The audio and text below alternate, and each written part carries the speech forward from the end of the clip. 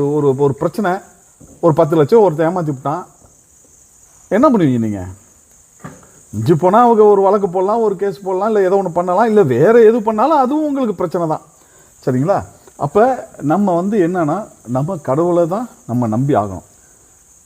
அதுலேயும் நம்ம வாராகிய நீங்கள் முழு நம்பிக்கையோட பிரார்த்தனை பண்ணீங்கன்னா நிச்சயமாக அவரே கண்டிப்பாக கொண்டாந்து கொடுப்பார். அதுவும் அவர் கையில் இருந்தால். அவனும் ஒன்றும் இல்லாமல் போயிட்டான்னா நம்ம ஒன்றும் பண்ண முடியாது. சரிங்களா? எப்பயுமே ஒரு பிரச்சனைகள் வரும்போது நம்ம கற்றுக்கணும். இப்போ ஒவ்வொரு இங்கே நிறைய பேரை நான் பார்க்குறேன், பிரச்சனை வந்தால் புலம்பி தீர்த்து ஒன்றும் இல்லாமல் போயிடுறாங்களோ ஒழிய அடுத்த ஒரு பிரச்சனை போய் மாட்டுவாங்க. இப்போ ஒன்றும் இல்லை, ஒரு 10 லட்ச ரூபா லாஸ் ஆகிடுச்சு அப்படின்னா திருப்பி அதை எப்படியாவது அந்த 10 லட்ச ரூபாயை நம்ம வேகமாக சம்பாதிக்கணும், போய் ஷேர் மார்க்கெட்டில் போட்டு இருக்கிறதையும் போயிடும். இல்லைன்னா எவன்கிட்டயா கொடுத்தா பெரிய அளவில் வட்டி 10 ரூபா வட்டி தரான், 20 ரூபா வட்டி தரான்னு சொல்லி அவன்கிட்ட கொடுத்து ஒன்றும் பண்ணிடுவாங்க. அதாவது ஒரு